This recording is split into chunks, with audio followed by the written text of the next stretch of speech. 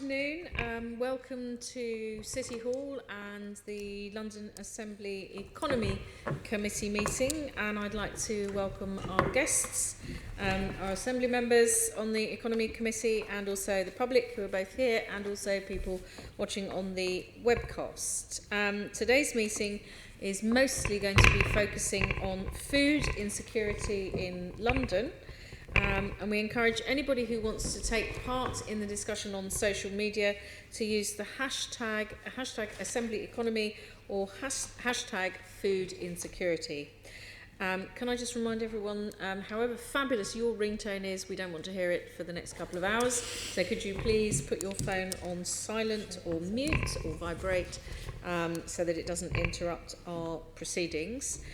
We've got a few items to get through before we get to our main item of today. And the first of those is apologies. Yes, Chair. Apologies have been received from Assembly Member Twycross, for whom Assembly Member Copley is attending as a substitute. Hello. You're very welcome, Assembly Member Copley. Thank you for stepping in for Assembly Member Twycross, who was actually quite upset that she couldn't join us today. She did a report some years ago on Zero Hunger London and has pursued the issue of food insecurity since then as an Assembly member. But unfortunately, because we've rearranged quite a lot of our meetings because of the pre-Christmas extravaganza? No, I mean the... It was. It was an extravaganza. It was the pre-election period when we had to cancel a series of meetings, and this meeting has unfortunately been moved to today she can't make. And the second item on the agenda is declarations of interests, which are found on pages 1 to 4. Can I ask Assembly members to note the list of declarations, and can I ask if anyone has got anything else to declare? Noted. Okay, thank you. Item number 3 is the minutes of the previous meeting, which was held on the 14th of January, found at pages 5 to 46 in the agenda. Can we agree the minutes of the previous meeting as a true record? Agreed. Thank you. We've got the summary list of actions on pages 47 to 64. Could we note the completed and outstanding actions from previous meetings? Noted. Thank you. And that brings us very swiftly on to the main item on today's agenda, which is food insecurity.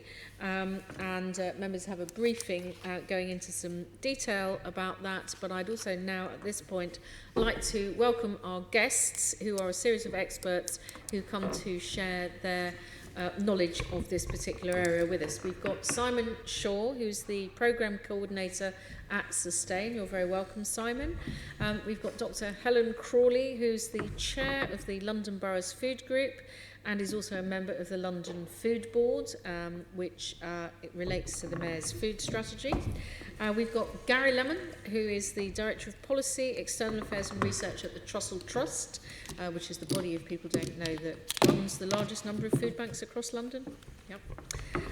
Debbie Weeks-Bernard, who is Deputy Mayor for Social Integration, Social Mobility and Community Engagement. Thank you very much for being with us, Deputy Mayor.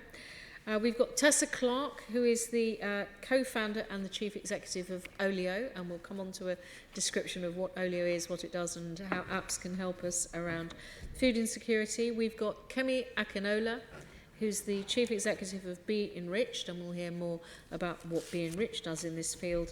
And we've also got Mark Curtin, who is the chief executive of the Felix project, and again we'll hear more from Mark later as to what the Felix project does. So without further ado, I'd now like to move on to the first of our questions, which regrettably for all of you guys, because it means you have to hear more from me, we start off with some questions from me before we move on to other Assembly members. And the first question, which I'd like to put to all of you, and I will think I'll start with Simon and then move over to Mark and see who'd like to contribute, is food insecurity a relatively recent phenomenon in the UK and London? And how has the level of food, if not, how has the level of food insecurity changed in recent years? So I'm going to start with you, Simon. Thank you. I think it's quite a difficult question because we haven't been measuring this as a nation or as a region. Obviously now, or I hope everyone's aware that the GLA has conducted some survey questions of people's experience of food insecurity in the capital, and sadly we've seen that that's found that 1.5 million Londoners are at low or very low food security.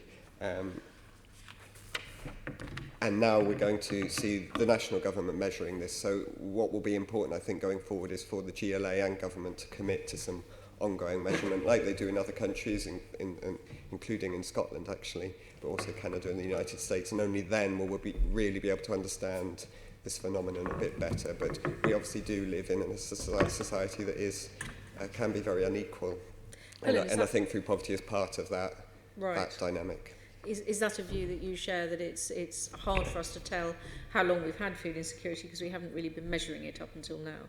Yeah, that's completely true. There's been a little bit of external measurement of the UK, actually. So if you think about children, UNICEF actually did a review of the UK that showed that we have the highest proportion of children living in food insecure households in the European region.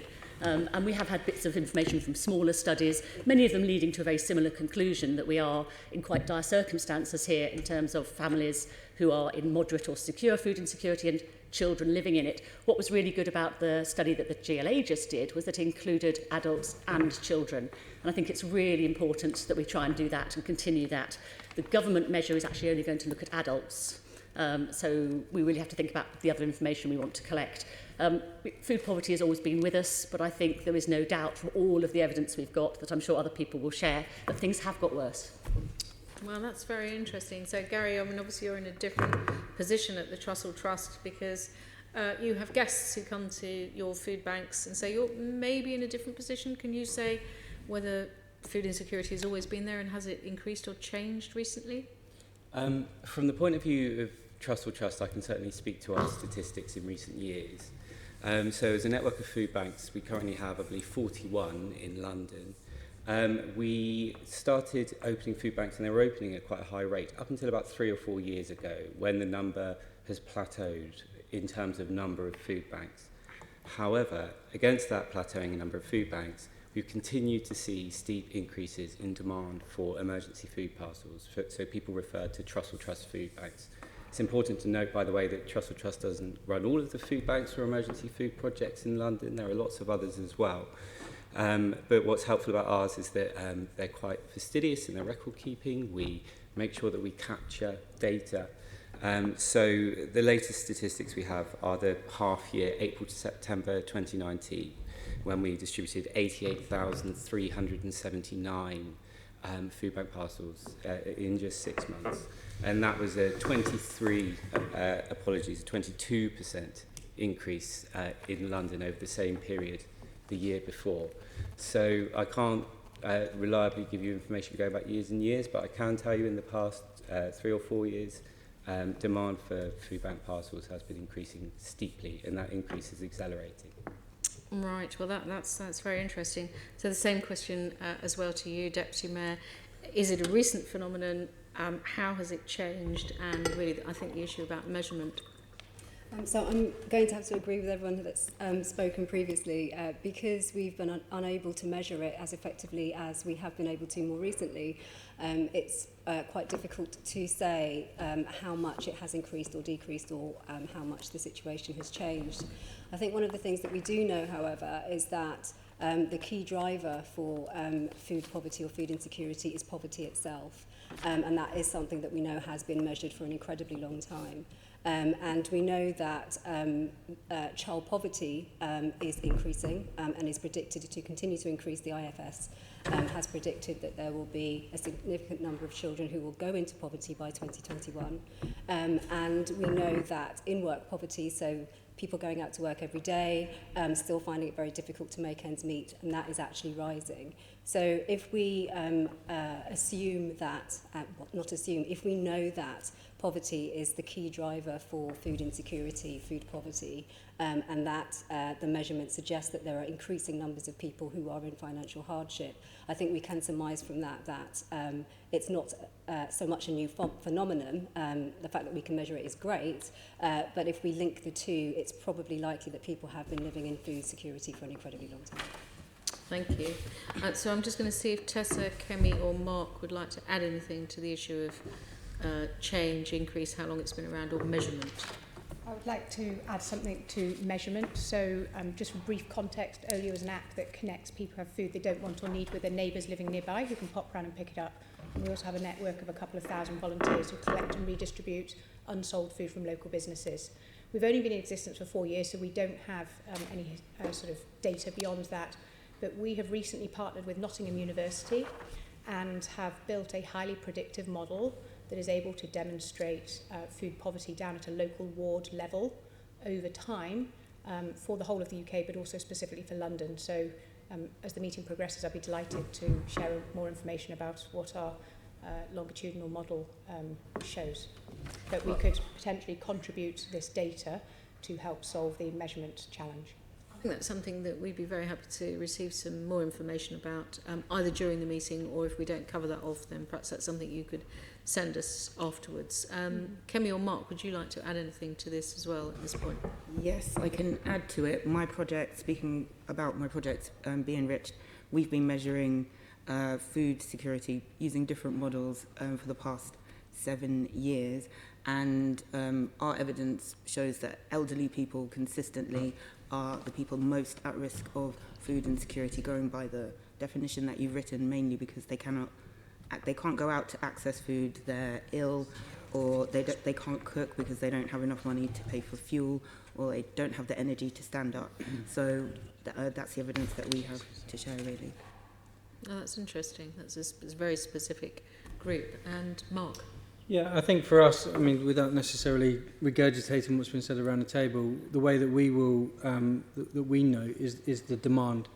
We reached 400 organisations last year that included schools, holiday programme providers and other charities, including food banks, hostels, refuges, homeless shelters, some of the housing association partners across London. And we still have over 150 organisations that are on our waiting list to receive regular food supply from us as an organisation. So if everybody's not clear, we rescue surplus food from the commercial food industry, right the way from farm through to fork, in just about every type of business that you could imagine that would work with food. And we prevent that food from becoming waste by getting it redistributed out to all those organisations that I listed.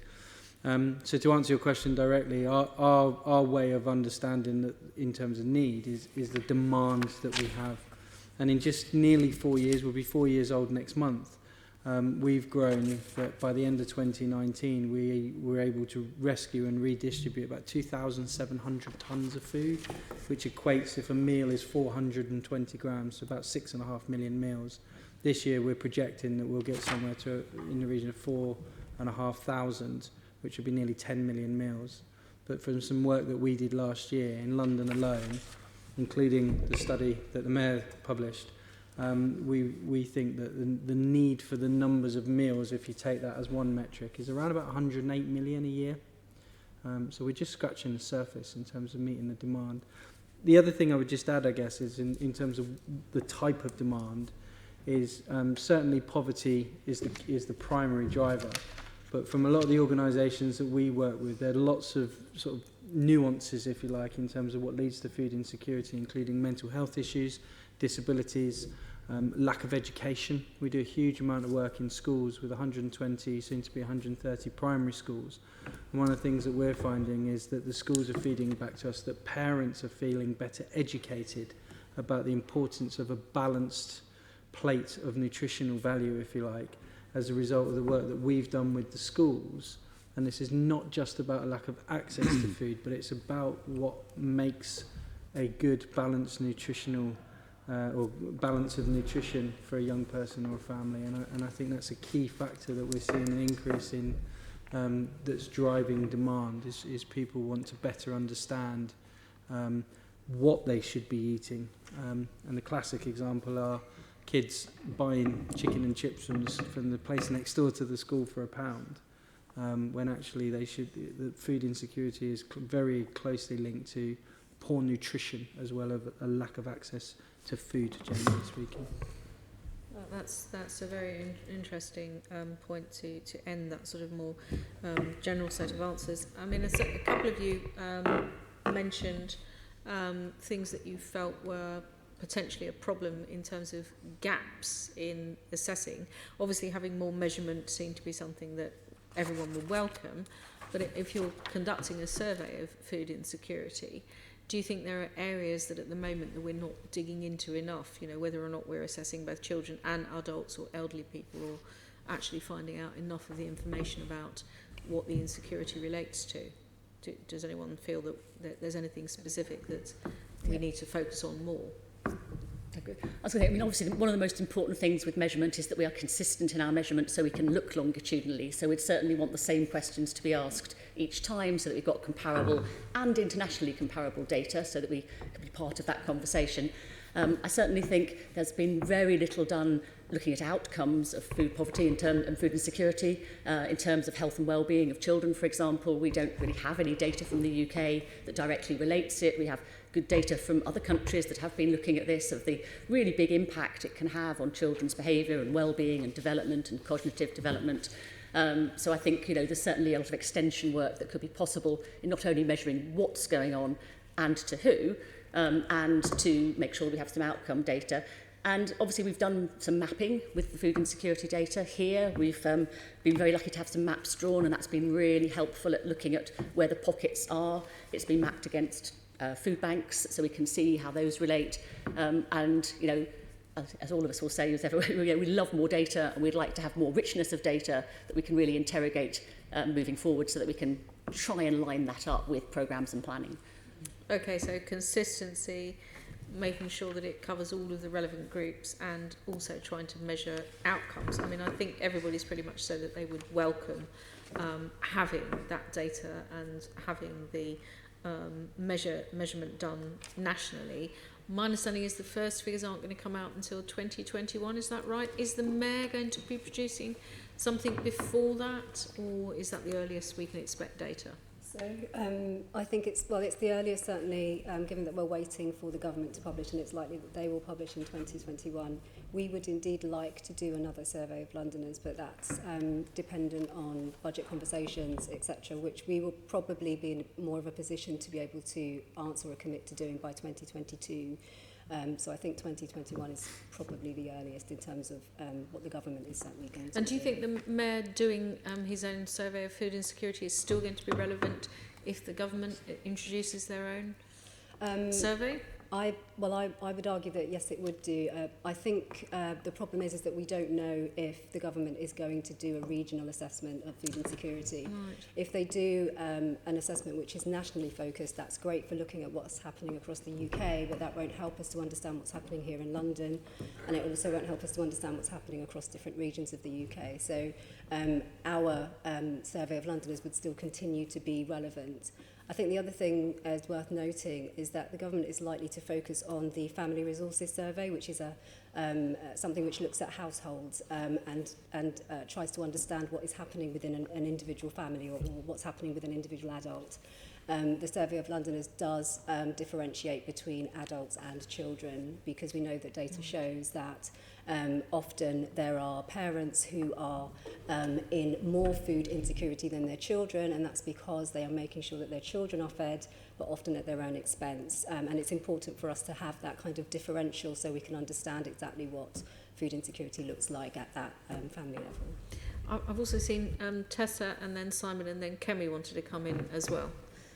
I would love to take the opportunity, whilst we're talking about data, to just share what we've done, because I really think that working together we can help solve a lot of these problems. So what I've heard you saying is that currently, well, there isn't enough data, and when it is, it's done by a survey, which is a one-off, it's expensive, it's a single point in time, perhaps there's some stigma also, it's kind of hard getting to the nuts and bolts of it. So there's lots of challenges, and we're having to wait for that data. So, and I know the Mayor of London had a survey of about 6,000 people. So we have a data set that we have analysed, which is over 55,000 people, which is available real time, and which has none of the expenses of a survey, and is based on people's behaviours rather than what they're sort of putting their hand up and saying. So broadly how it works is we have 1.7 million people who have joined the Olio app, and they are sharing food and asking for food and giving away food.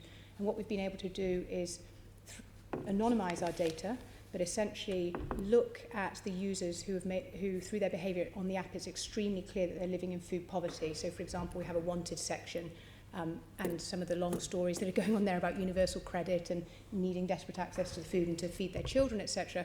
From that, we can understand who are those users and look at their behaviours on the app, and we can then apply that to the broader data set. And that model works with over a 70% predictive effect. So this data is immediately available at a ward level for London. And if we could combine the existing Mayor of London's data with our data, then we don't have to wait to 2021 or 2022.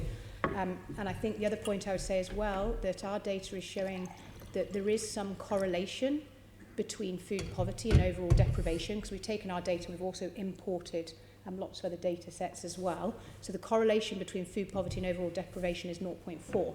So there is some correlation, but it's not an exact correlation. And that, for me, reinforces the fact that we need specific measures for food poverty, because it is a very unique thing. Thank you. That's really interesting. I'm going to bring Simon in next. Yeah, just on whether the GLA should continue to capture the data, I think what's, as I understand it, what's really helpful with the GLA capturing the data itself through the survey is that then the GLA, subject to people giving their consent, is able to go back to those people and ask for more details, more sort of dig into their specific situations. And I think while the data is important, also some of those individual stories, that just individuals, but I think they can help build a picture for the public and policymakers to understand really what's happening in people's lives. And so you're suggesting there needs to be a qualitative element. I think the as well as qualitative element, quantitative. yeah, I think that is helpful. And I recently travelled to Milan as part of a Churchill Fellowship I've got to explore older people's access to food, and particularly Meals on Wheels provision. And in Milan, they're conducting a large-scale study of older people's eating habits, and again, that gives them both some data and some large-scale qualitative data as well. So I think any opportunity for Milan and London to swap notes with their respective data sets, even if they're asking different questions, etc., I think there's some opportunities there as part of those international comparisons and networks. Well, that's interesting, because one of the things we've been looking at through the Environment Committee was how Milan deals with both food waste and also with recycling, which is in a very different way than London. But I'm going to bring in Kemi at this point, as you indicated as well. Yes, so on a much smaller scale, we did some work with Southwark Council, and as part of we were doing cooking classes with people across different wards of Southwark. And as part of that, we really wanted to ensure that we could somehow record food insecurity. So we used the International Food Experience Scale with the Agreement of Public Health Southwark. We have a lot of information. We got a lot of information from that. We went back to the same people 3 and 4 months later. But as a result of the information that we were able to get, Southwark Council then were able to immediately implement things to support people in those areas, to designate, to see where there were no shops, where there were food deserts, where there were floods, and that has really influenced their, I'm sure we're coming onto it later, food action plan. So that's a much smaller scale, but it's something that they can use and do something about more immediately than waiting 2 years or however long. And you have that immediate data for the immediate environment around a borough council. Which sort of brings me on to the next area that I wanted to explore, possibly starting with Gary, but branching out to see if anyone else wants to answer it as well. And that's about who actually are the main groups who attend at the now 41 food banks across London. I know to a certain degree, because I've seen the annual aggregated figures produced by the Trussell Trust, and then also the individual figures for the boroughs that I represent. But I think it has changed, hasn't it? And also whether there are any groups that you consider are over-represented or possibly under-represented in your figures.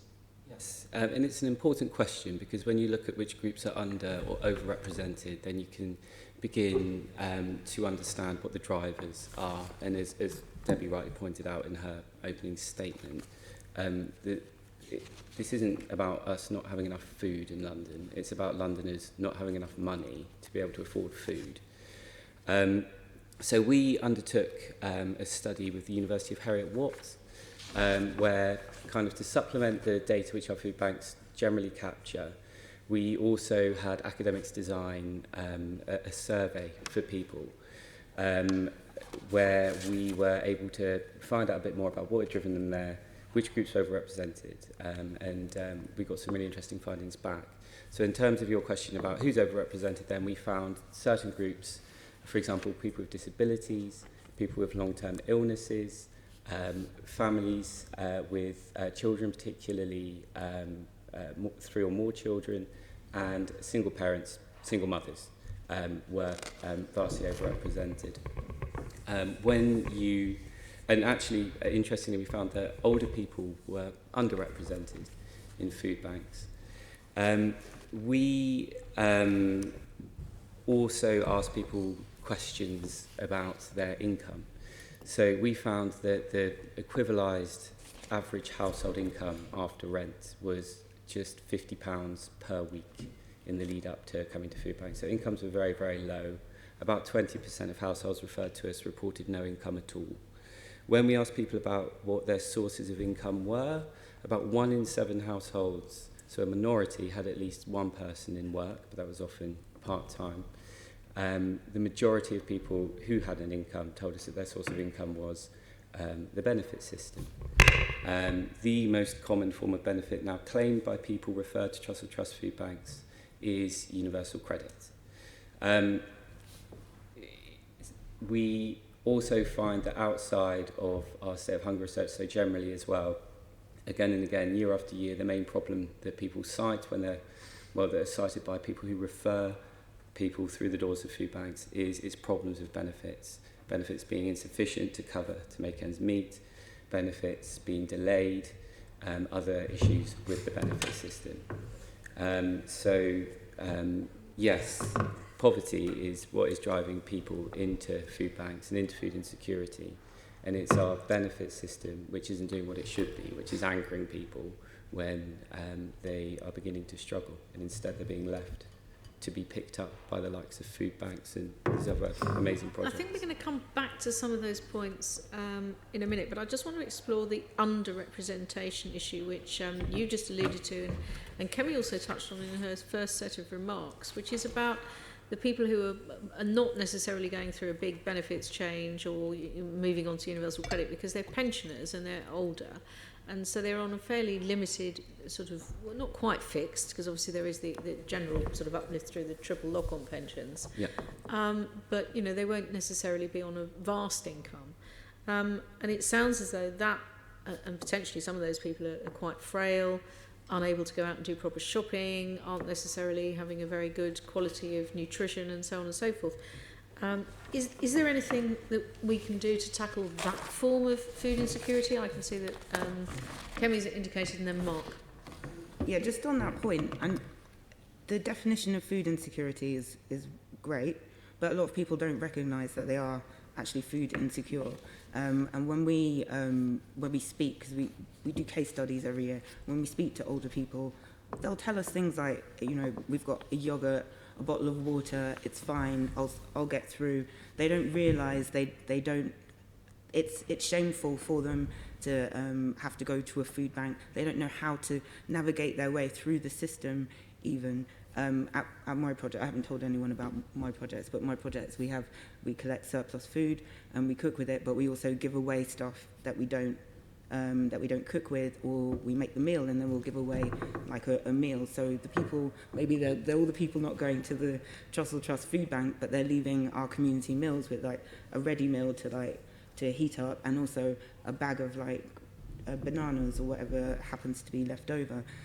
So I think that's number one. Number two is, I don't know if it was also parents with lots of young children that are underrepresented, but some of the people that come to the project are also saying to know and to be able to get to the food bank at the right time, carry the food, pick up the food, and then carry it back when they don't even have enough money to get on a tube, a bus, to get from A to B, and then pick up the children at the right time. That is a huge barrier, and it's the same for older people as well, not being able to do that thing. I don't even know if food bank vouchers have a use-by date, but what happens if you miss that use-by date?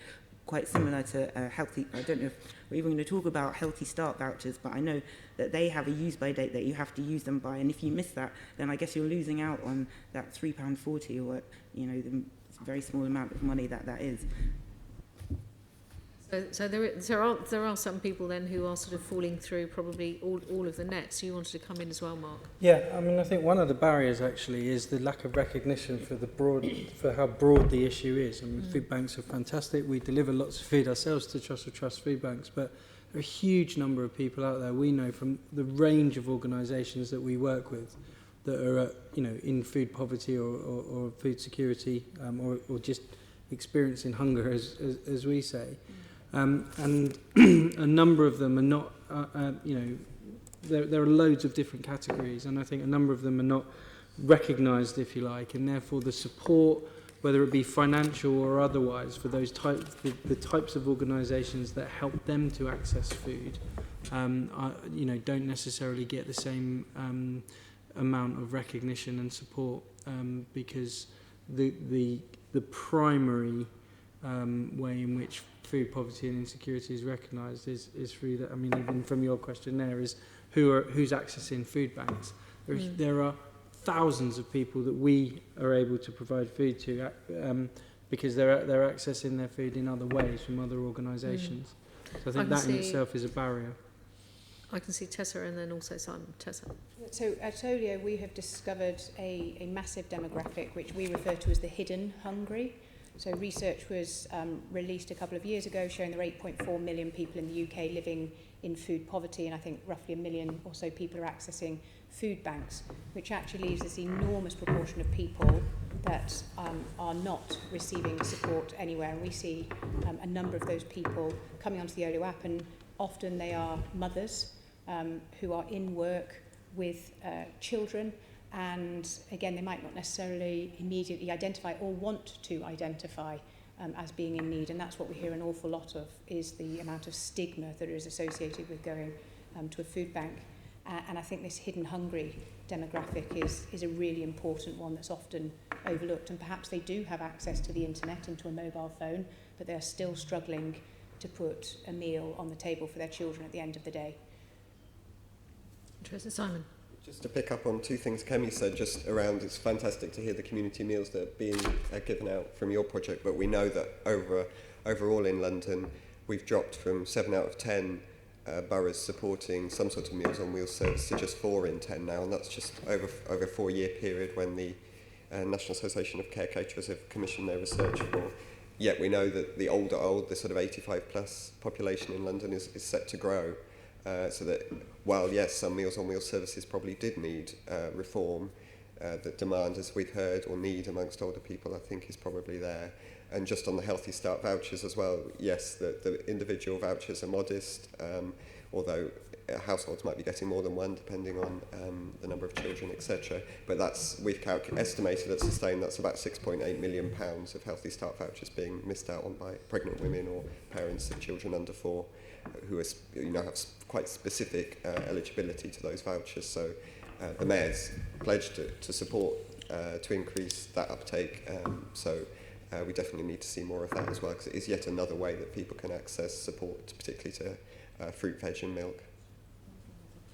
I'm going to bring Susan in a minute, but there was just one other area that we haven't really touched on, but must, I think, be the case, given that black and minority ethnic Londoners are overrepresented in terms of poverty and lower socio-economic groups and access to higher paid employment.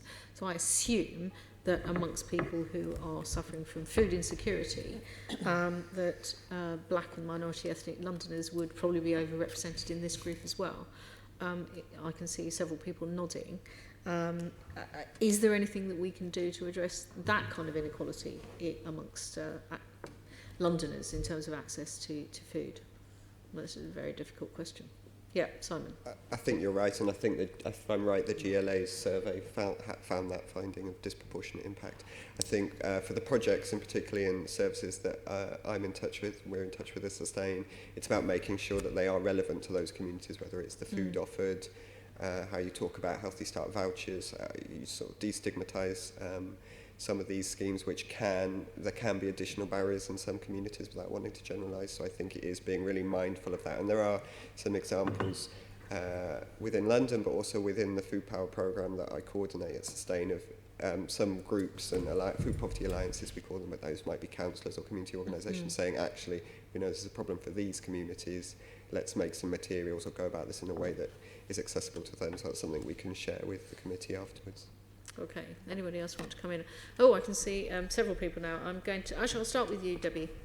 So I think this is a big part, I think, of your brief, actually, isn't it, really? Yeah, no, totally. And Simon's right. The Survey of Londoners did, one of the benefits of the survey was that it asked a series of broader questions, so questions in addition to food insecurity, and it asked it of a variety of different ethnic groups and different socio-economic groups to provide that broader picture. One of the things that definitely does work or is of use is the work that I know that various organisations, including some that are around the table, do with community-based organisations who have very good contacts and relationships with a variety of those minority ethnic groups who are experiencing high levels of poverty and indeed high levels of food insecurity. I know that we're going to come on possibly to talk about Kitchen Social, Mayor's Fund for London, project that we put some funding into. The model that they have is about supporting community-based organisations to offer support to children and young people who are experiencing holiday hunger. And those are community-based organisations who are in the community and often have good relationships with those communities. And those communities will be ethnically diverse as well as diverse by faith and a variety of other different characteristics. And if we are to try to work with those people who are at the very sharpest end and are some of the most vulnerable in London, then we do need to make sure that we are working as closely as possible with those community-based organisations. Many of them are situated in churches, youth groups, etc., who local communities have a sense of trust in and are more likely to come to when they're in need and are requiring support. Okay, so less of a stigma to access an organisation that's operating locally to you, that you're already aware of, and is possibly in a location in your local church, so it's less of a problem. I saw Helen and then Kemi, and then I'm going to bring in Susan and then Sean. Thank you. I was going to say that actually food is a really cross-cutting subject, and food links in with lots and lots of other parts of other strategies that the Mayor has and other work going on in London. One of the things that came out very strongly from the food insecurity survey was the link with loneliness, for example, just how many people who are food insecure also experience loneliness. And so while I'm sure we'd all agree on a macro level, we want families to have better wages, we want the London living wage paid, we want changes to the benefit system, we also need a really vibrant and supportive community food system that links all of these different things around culture, around society, around the environment and around food together. And one of the things we try and do within the food strategy is to try and do all that linkage. That's interesting. I think it was Kemi next. Right. So a few things, really. One of our projects is based in Tooting, and we're quite blessed to be able to recover surplus food from a lot of the greengrocers there, which are culturally appropriate for the people that live there, the people that come to the meal, which is very lucky. But I've seen questions from around the UK, specifically one from Brighton, where they said they had a lot of Somali and Ethiopian people wanting to use the food bank, but the food was not appropriate. Where do they get the food from? Because if the food is donated, then you can only accept what is donated. So the question was, how do they procure culturally appropriate food? I mean, then they have to buy it, and then that's an added cost to a community organisation if you have to then you're buying food to give it away, and if you've got no support from the local authority or anybody really, and you're relying on also donations to support the community project to run, then that's a big problem and an issue for a lot of community organisations. So that cultural element is really important in terms of making sure you get the nutrition, but as well as the routes into the right communities in the right time and the right place. Susan and then Sean. Susan. Thank you, Debbie. Really, the Mayor's food strategy sets out several ways that the Mayor will take action to tackle food insecurity. The first aim was to help, and I quote, help to ensure all Londoners can eat well at home and tackle rising levels of household food insecurity. So what progress has he made in achieving this, and how are you measuring his achievements? So the food strategy that was published in 2018 had quite a few commitments in it, and one of the key areas is to ensure that we are doing all we can with the partners that we are working with to reach into as many boroughs as possible. So since publishing the strategy, we have funded 10 local authorities to develop food poverty action plans, because we completely recognise that if we are to try to make a difference in the homes of those individuals who are experiencing those highest levels of food insecurity, we have to work with the local authorities who know their local communities the best, know their residents the best, and know who are the local community organisations and partners that they can work with to try to reach those individuals who are suffering in terms of food insecurity. So we funded 10 local authorities to produce food poverty action plans. 19 have been produced so far. And what's really useful about that is that it gives them the opportunity to have that strategic oversight over what's happening locally in their local areas. And then we also, as part of our ability to try to monitor what's happening, invite those individuals, those local authorities to come into City Hall to the Boroughs Food Group, which is chaired by Helen, who's also sat on the panel. And that gives us the opportunity to hear from the boroughs, to hear what they're doing, to hear the progress that they're making. But also, because we hold the secretariat for that group, it gives us the opportunity to then respond to any challenges or barriers or bottlenecks that they're experiencing, and being able to reach out to their most food insecure. So a couple of the things that we are doing is to try to work with local authorities to support them the best to achieve what they're doing. And we've also spent some money supporting the Mayor's Fund for London on their Kitchen Social programme, which is more specifically to address children and young people who come from low-income backgrounds, who experience holiday hunger.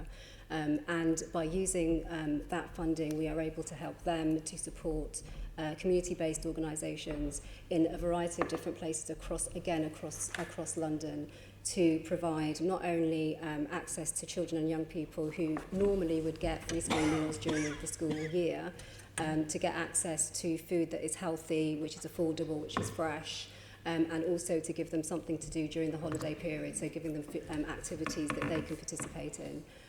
And that's one of the other ways that we try to support those families at that micro level, because we know that there's a huge pressure on them financially to support their children when they're already on very low incomes during the year, to continue to support their children during the holiday period, when often it's very difficult for them to be able to do so.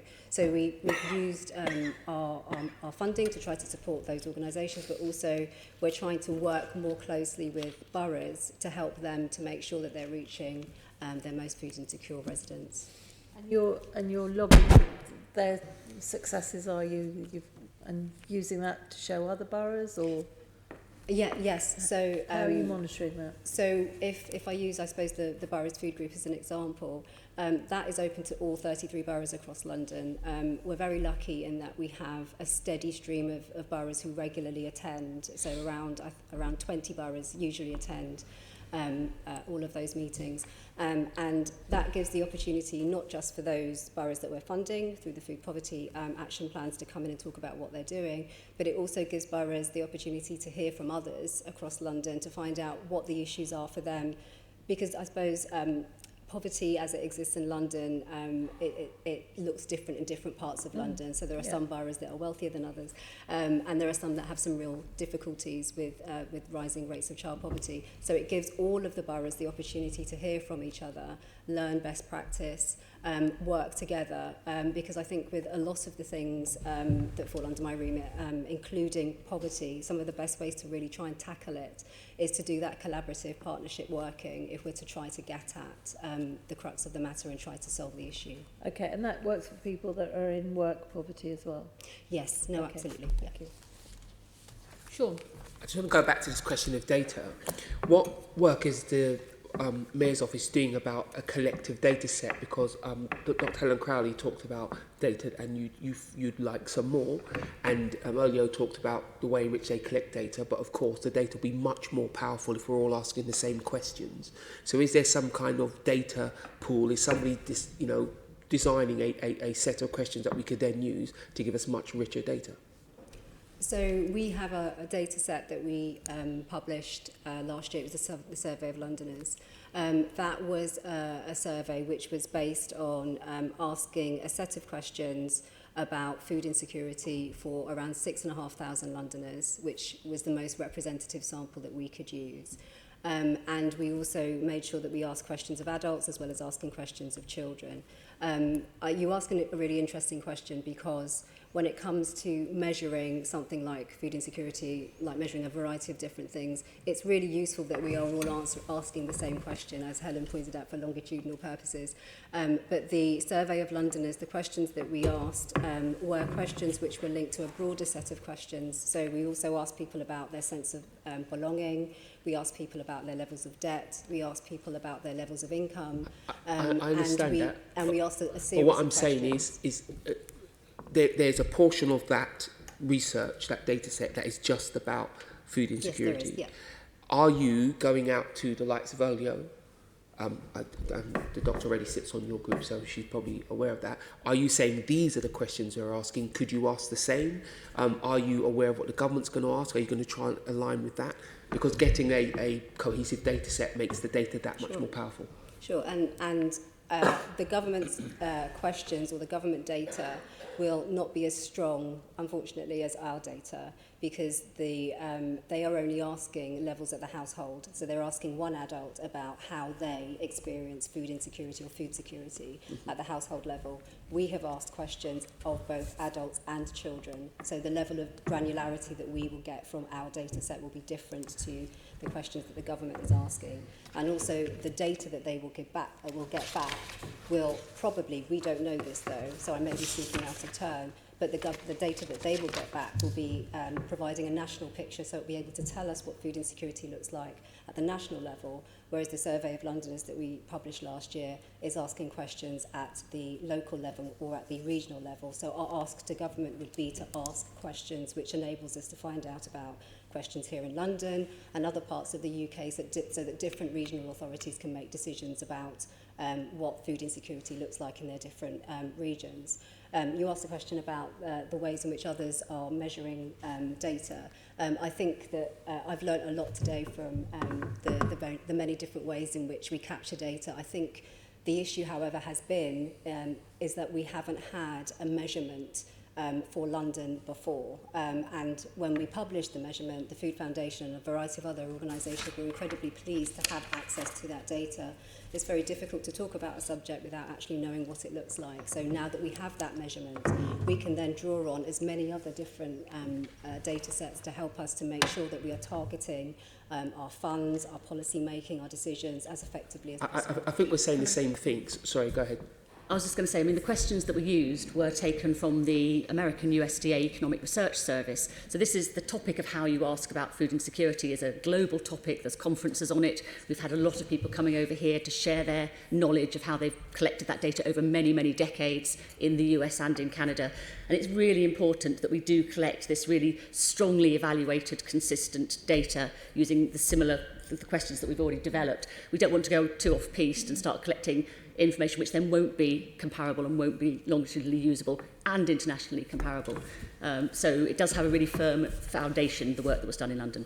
I think you're making my point for me. What I'm saying is it feels like a missed opportunity if there's other people collecting data who have access in this one case, the 1.7 million people. I think I'm going to move on to Onka, because this kind of comes back to the point I made earlier, which is, well, do we actually need to collect the data in London if other people are going to start And the problem is it's been hard for us to bring our collection of data into line with other people because other people haven't been collecting the data. So to ask Debbie if we can bring ours into line, because they haven't started doing it. No, that's not what I'm saying. What I'm saying is that the Mayor's office should be putting out its set of data and asking people to try to comply with this because it adds to the richness for everybody. That the power of the Mayor is strategic, isn't it? And that's what you need to do. There's lots of organisations that you already partner with. You know, if they're collecting any data, get them to consider your very well considered international data set. That's a win. It would be a great missed opportunity if we didn't do that. Okay, so the other way round. But I mean, I'm sure we would be doing that. I think it's hard for us to persuade the government that they want to fall in line with London, but I'd be delighted if they decide to do so. I'll give it a go. You have a word, Sean, in their ear. Onka, I'm going to go back to you. We have touched a little bit on this. Yes. Causes of food insecurity. Well, there you are. We talk about food insecurity. We still know what the causes are. Who wants to kick off? Universal credit. Right. The top of the list. Top of the list. Top of the list. Is always UC. Yeah. Okay. Anything else? We'd agree with universal credit, if I may. It's there are particular issues with it. So as I said then, it's now the most commonly claimed benefit by people who are referred to food banks. And the biggest issue with it is a structural one. It's the 5-week wait that people have to endure before they get the first money to which they're entitled. So as I've already said, household incomes before people are referred to food banks are already extremely low. And we know that a large proportion of people are already in debt. To then go to your job centre to sign on and to be told that you have to wait for 5 weeks obviously loads extra debt onto people. Now the government's response is that people are now able to apply for an advance, which is where they are offered money which can bridge that 5-week gap. The issue with that is that money is then clawed back from the next month's payments. These payments were never designed to be generous in the first place and have since seen further cuts. So it leaves people who have applied for universal credit with this terrible choice of, okay, do I choose destitution now and say no to the advance, or do I choose destitution further down the line when my universal credit payments are not enough to meet the costs of being able to afford the absolute basics, including food. But it's important to say that universal credit isn't the only issue that we've got with the benefit system. We've had a 4-year benefit freeze, we've had the benefit cap, we've had the 2-child limit. There's been the principle that our benefit system should be there to ensure that nobody should fall below a certain level of living in this city and in this country. Has been departed from in recent policy decisions, and unfortunately the results are quite clear. You can see them in increasing numbers of people being referred to food banks. Kemi, earlier on you were talking about pensioners as a specific group.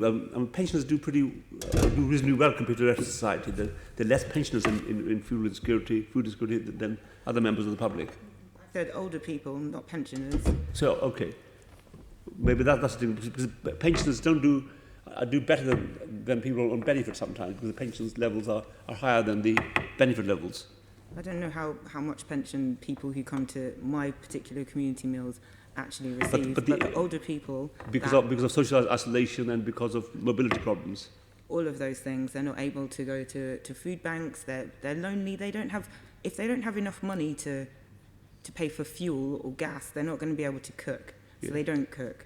If you don't feel like a lot of older people do suffer from some sort of mental health issue, or the ones that come to our meals anyway, they don't want to cook. They don't feel able to cook, so they don't eat, and then they're sicker. But I said older people, not pensioners. Sorry, maybe I'll ask. Yeah. Well, thank you for clarification, Tessa. I would also second everything you said about universal credit. We have definitely seen those cries for help coming onto our platform, and it's been very distressing indeed. When we turn to sort of the hidden hungry more broadly, I think what we've seen is, we see people with good jobs. We see nurses and teachers and people who are in employment, but the reality is that wages have been broadly stagnant for the past 10 or 15 years, and yet the cost of living has continued to rise and rise and rise. And quite frankly, the household income is just not sufficient to cover the cost of living. And that's a very real challenge. And so we're seeing more and more people taking on multiple jobs just to try and stay afloat. And then that has all sorts of knock-on negative effects on the family and the quality of family life as well. Mark? We're having a lot of discussions at the moment with the social housing sector. And one of the things that we're hearing from a number of them that we've been speaking to are that there is such a broad range. I think to identify a single reason why food poverty or insecurity exists is almost, as far as they're concerned, impossible. Actually, there's a multitude of factors that relate to poverty, but also to mental health, to mobility, social isolation, and so on. And actually, one of the things that they're looking to do as an industry, as a sector, is to find ways in which a number of those issues that I've just listed can be addressed, with actually, in some cases, food being used as the way to bring people together and to be able to offer holistic services. One of the things that I've seen recently that some of the social housing landlords have done is to create a pantry model. And whilst people are coming into those pantries where they might pay £2 a week for a membership, they have to be referred and then access 30, 40, £50 worth of food. Whilst they're there, they're able to then access other support services and advisory services around financial management, referrals to health workers and so on. So I think isolating food poverty, there's sometimes a risk that you don't fully understand the full picture that puts people into that position. Simon? Thanks. There's also a specific group of households who don't have recourse to public funds as well that I think do deserve sort of recognition. Children in those households will benefit from universal infant free school meals, as every child in London would, but obviously that provision is then entirely voluntary once children reach year 4. So that's a particular group that we're mindful of at Sustain. Just in terms of older people as well, I think there's also low awareness of malnutrition amongst older people in the UK. I think we've got very high numbers. An estimate of 1.3 million is one estimate I know of. Yet we know that older people are not sort of being screened, which is an awful way of talking about it, but as much, and as you know, might be identified once, but how does that happen regularly? And again, when I was travelling, I heard about a Meals on Wheels service that every day actually is asking 5 simple questions to clients about how they're getting on with their food. That feeds into an app. I know an app isn't an answer to everything, but actually that is, again, collecting quite a lot of data, but also able to alert social services, family members, etc., subject to consent. But also on the other side, actually in South Korea, I heard about people that go in and check if kimchi, fermented cabbage, which South Koreans eat with a lot of their meals, if that's being depleted over the course of a week, a month. And actually that was a very simple way for them to check on older people's eating habits. So sort of two sides of how you might go about tackling that issue around older people and malnutrition or denutrition in some places. I was going to say, I mean, obviously there's lots and lots of causes, and we'd always put in a plug for the London Living Wage, which is something we very much promote as part of the food strategy. But I think we also have to think about food price rises, and I think there is some suggestion at the moment that we may well face higher prices of food, depending on what happens over the next couple of years. But for families on lower incomes, a higher proportion of their money is spent on food, and quite small changes in prices can have a much bigger impact on pushing people into food insecurity. So I do think that's something we really need to keep an eye on across London over the coming year. Good. Yes, Gary? Just another point, we were talking about local authorities as well. So the routes that people take between food banks and advice services, the way that local agencies coordinate is actually really, really important. So it might be more appropriate, for example, that somebody's referred to a debt advisor before they go to a food bank. It's really encouraging to hear the Mayor working closely with local authorities. Something which local authorities used to offer more of and now only a minority do is something called local welfare support. So it used to be the case 10 years ago or so that families who were struggling locally, they could go to their local authority and they might get an emergency grant, they might get money for like white goods or something if they've been made homeless and moved into a new place. Some local authorities do still carry on with schemes such as this, but many have unfortunately had to cut them due to cuts from central government to their budgets. It's not just about money for benefits there. It is, you can make support more effective for people if locally services are better coordinated. And have London's real-term income fallen over the recent years? And how does this link to food insecurity? Not as I believe that well, UK-wide certainly wages have remained fairly stagnant while living costs have increased. We know that the percentage of households referred to food banks is about 1 in 7.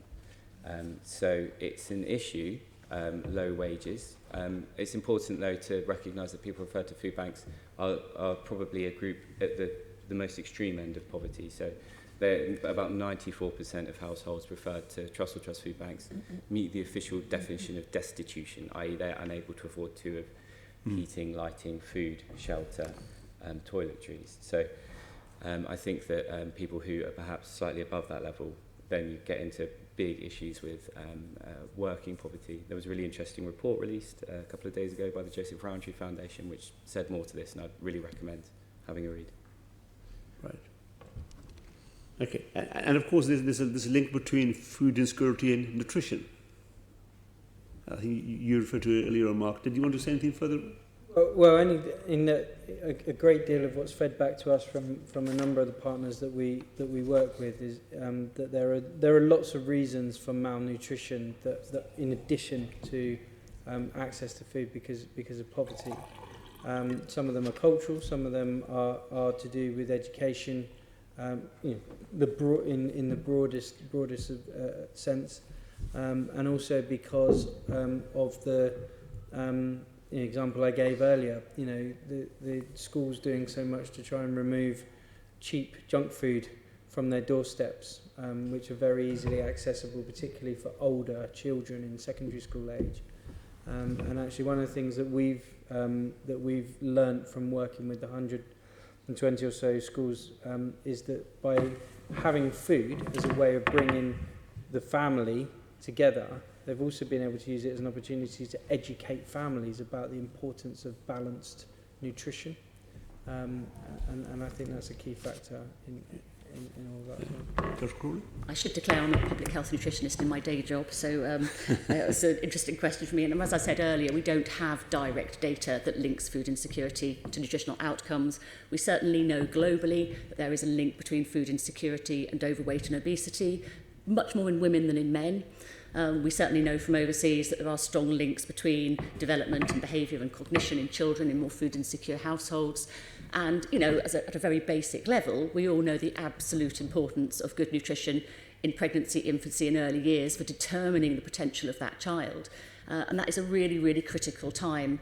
And obviously we're very concerned about all sorts of things that are going on in families with young children.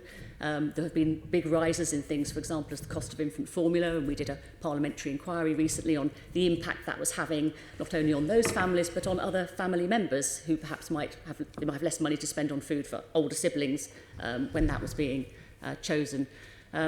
We've also know how much it costs if you're on a low income of your percentage of your diet to meet the sort of recommendations that we have. So what we call the Eat Well Plate guidance, and the Food Foundation charity did this work and showed that you'd have to spend about 42% of your income just to get a diet that met what the current government recommends in terms of a good balanced diet. So we certainly know there are issues. We have to be realistic about the lack of data we have, but I think we can make an awful lot of predictions of how that would link together. Susan just wanted to come in. I'll come in at the end. Oh, I'll come in right at the end. Sorry, Kemi's coming in next. I think we also have to look at the access to healthy food and healthy shops or market stalls, which have, in my experience, and has been on the decline, that people can't walk to a greengrocer, but they might be able to walk to an Iceland, and the type of food that gives to people, and the nutritional value of the food that comes from there. And the cost of it, which is really cheap, really, isn't it? We talked earlier on that the universal credit was one government policy which has impacted on food insecurity. But are there any other government policies which have acted on food insecurity? Sorry. No, I was just going to say, I mean, obviously we've had declines in quite a lot of things. Fewer people eligible for free school meals, fewer people eligible for Healthy Start. There's been a number of things that have happened over the last 10 years where we've seen a decline in households getting some of these extra benefits, and that will have had some impact. Sorry, Gary. Yeah, there are many others. I would really recommend reading our State of Hunger research. In it actually looks at a regression analysis, so it looks at what's happened in an area, what has changed and what can be attributed to driving people to needing food banks. So it found, for example, that for every 100 failed PIP, personal independent payment assessments, you could expect to see about 80 people coming through the door of the local food bank. Which actually matches up with the fact that we see disproportionately people with disabilities in food banks as well. So there's a group there who policy needs to be looked at carefully and who are struggling at the moment. Well, I think that's well spotted. I mean, just for me, the 1 in 3 people with disabilities end up with food insecurity. So why are the people with disabilities disproportionately being affected? Is it just because the PIPs are being refused? There are certain groups of people, including especially people with disabilities, for whom life is more expensive because of extra accessibility needs, extra housing costs sometimes. There are other far more expert organisations than I who can speak to this. But again and again, you see that it's people with disabilities who, the people who you would expect the benefit system to be there for the most, who are being failed. So things like a work capability assessment, for example, we know lots of people fail them, but actually the majority are overturned on appeal. So it's something, I find it very difficult visiting food banks. You see lots of people with terrible disabilities who frankly plainly should be getting support from the state and who are not getting it because they failed those assessments. Yes. In my other daytime job, I write letters of appeal for people who've been refused PIPs, and 70% are overturned on appeal. Simon? Just to add to that quickly, we know also there's a very significant disability employment gap as well. So for those disabled people who would like to work, it can be much harder, and the support around that can be much harder to get sometimes. So certainly from my previous life working in the disability sector, I believe that the situation has not evolved very much from when I was working on those issues. Okay, well, thank you, Chair. Thank you. And I'm going to bring in Susan now. Yeah, I'll be very quick, really. The answer to the first question my colleague asked was mainly universal credit you all agreed on. Were the food banks not around before universal credit was brought in? Food banks were around before universal credit was rolled out, yes. Yeah, I thought so. So there's clearly other issues here. It's not just universal credit. Absolutely, and we would never say that universal credit is the only No, issue. you all did in unison. So I thought, I wonder if they came in with that. They clearly did. Was what's the number one driver, I think, not the only driver. But I think we've established there's lots of reasons.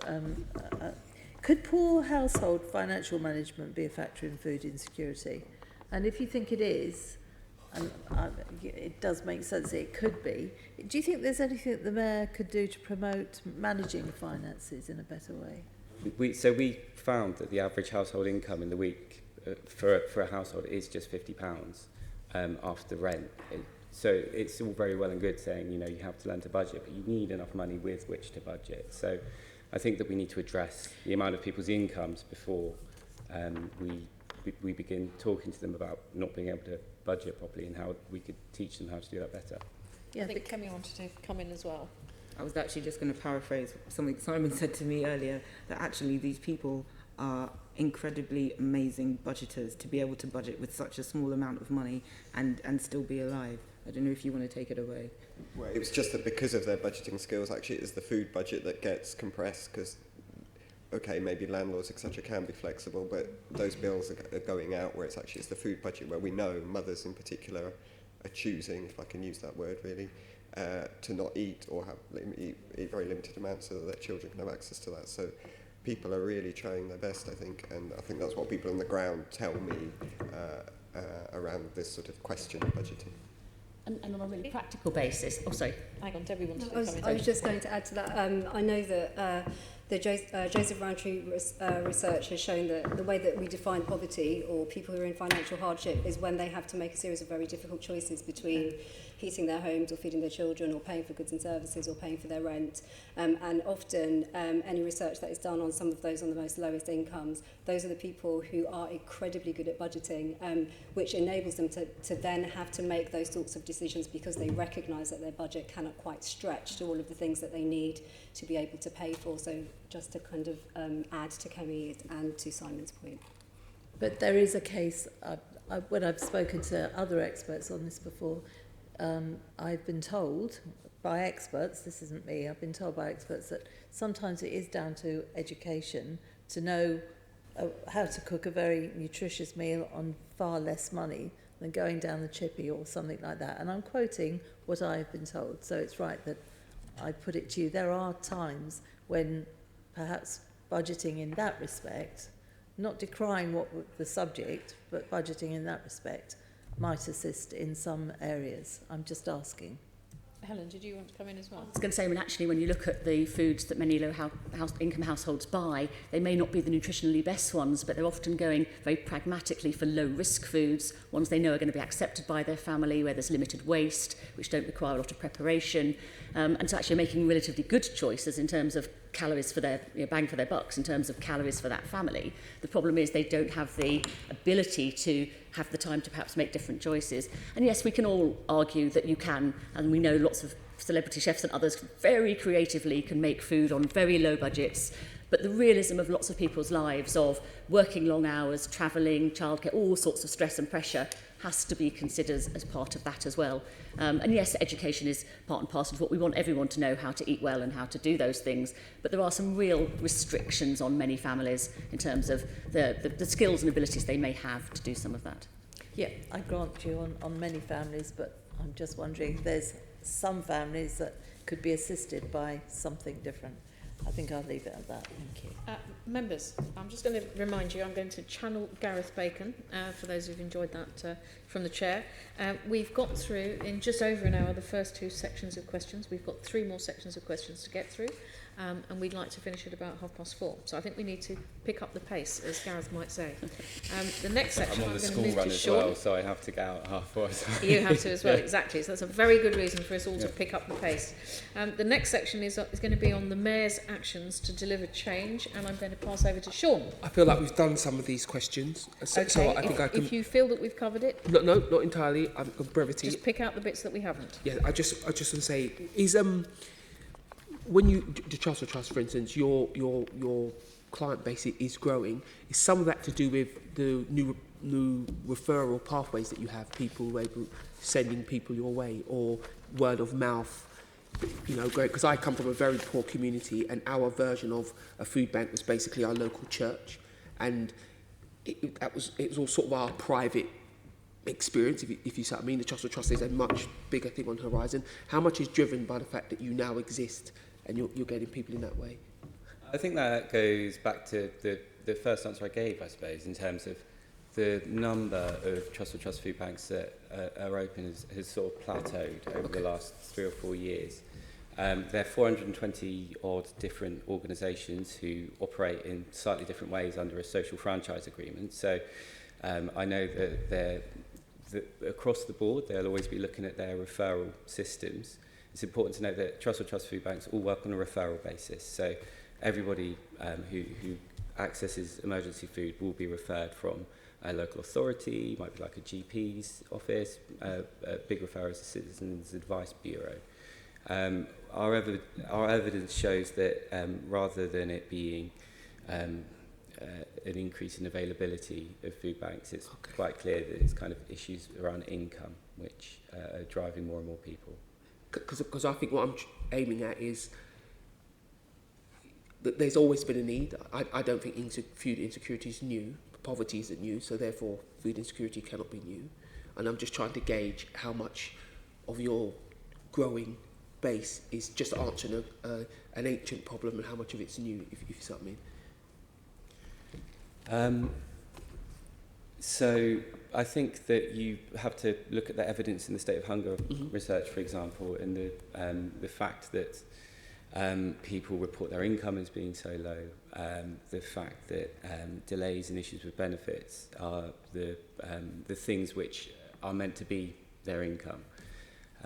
So those would be the main drivers. I mean, the academics at the University of Heriot-Watt who undertook the research, they said that you have unfortunate or difficult life events and lack of general local support, but overriding that is the fact that when these things happen, you know, like an illness, you get injured at work, for example, you can no longer work, then there isn't that anchor from poverty there.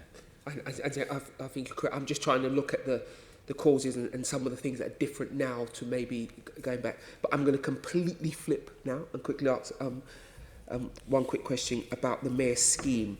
So my colleague earlier on asked about how you're measuring this scheme, and we have some of the measurements here. The mayor's scheme had a target of 50,000 children to be helped by 2020, and you're now only 21,000 children in it. Is that right? Are you talking about kitchen social food deliveries? I'm talking about kitchen social food deliveries. You have a target of 50,000 children. Is that correct? Yeah. So when the food strategy was published, Kitchen Social, or the Mayor's Fund for London, and I suppose I should state from the outset that they are an independent charity, so they're independent from the GLA.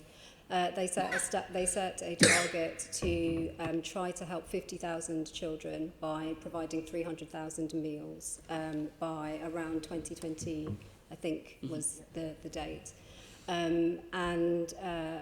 So they have been evaluated. They were evaluated this year by Northumbria University, did an evaluation of their programme, and the evaluation determined that the original plan set out by Kitchen Social needed to be adapted to change to make sure that they were actually meeting the needs of the young people and the children that they were serving through the programme. So initially the plan was to make sure that they could help as many children as possible across as wide a spread of London as possible by trying to provide holiday activities and access to a healthy meal for around 20 days in a summer holiday.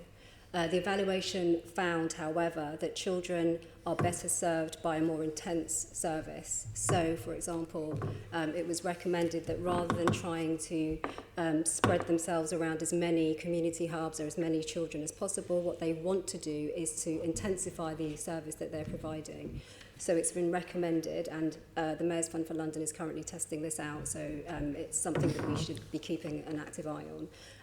They've decided that what they will do is they will try to test out supporting children in a holiday programme, providing them with that access to healthy food for at least 4 hours every day for around 4 days a week, up to around 4 weeks in a holiday, up to 4 to 6 weeks.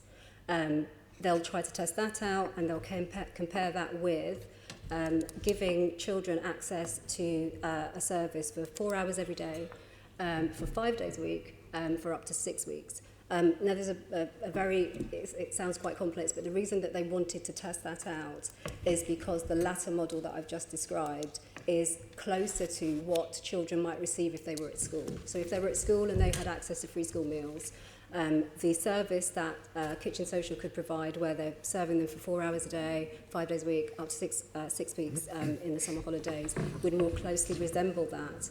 And the whole aim of doing that is because it's recognised that those children who have access to free school meals, for some, for many, that's the only hot meal that they may well get in that day.